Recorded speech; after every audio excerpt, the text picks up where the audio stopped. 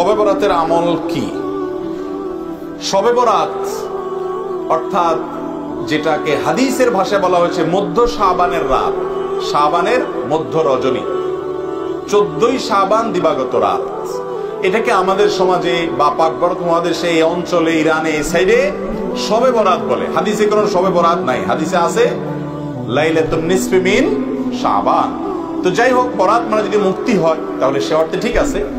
এই রাতে আল্লাহ তাআলা মুশরিক যারা শিরকে লিপ্ত এই লোকগুলো ছাড়া, হিংসুক ছাড়া, বেদাতে লিপ্ত ছাড়া, যে ব্যক্তি সুন্নাহ মেনে চলতে চায় না এই লোকগুলো ছাড়া বাকি সব ইমানদারদেরকে সাধারণ ক্ষমা ঘোষণা করে।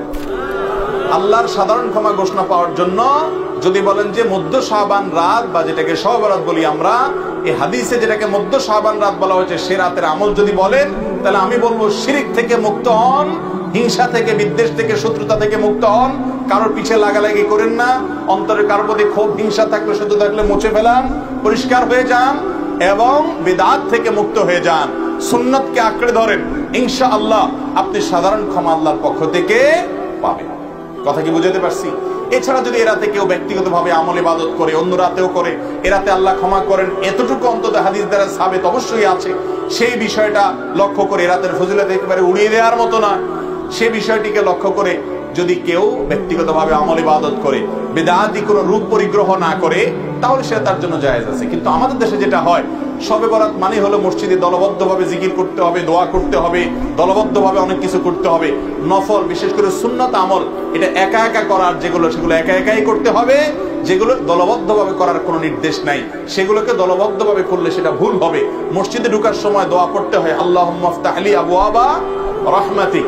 এই দোয়াটা পড়ার জন্য যদি মসজিদের দুয়ারে ইমাম সাহেব, মুয়াজ্জিন সাহেব সহ সব মুসল্লি সাহেবরা দাঁড়িয়ে হাত তুলে আল্লাহর কাছে সবাই মিলে দোয়া করে আল্লাহুম্মা ইফতাহ লি আবওয়াবা রাহমাতিক, সমস্যা হবে, এরপরে মসজিদে ঢুকে, এটা কি সুন্নাত হবে না সুন্নাতের খেলাফ হবে? ঠিক একই ভাবে এই রাতে নবী করিম সাল্লাল্লাহু আলাইহি সাল্লাম, সাহাবায়ে কেরাম, সালাফ থেকে মসজিদে এসে দলবদ্ধভাবে কোন দোয়া ইবাদত বন্দেগী ভাবে আমরা যেভাবে করি এরকম করার কোনো বর্ণনা অতএব এটাকে আমরা যদি সিস্টেম বানিয়ে নেই তাহলে সেটা কোনো শরিয়া স্বীকৃত কোনো পদ্ধতি হতে পারে না।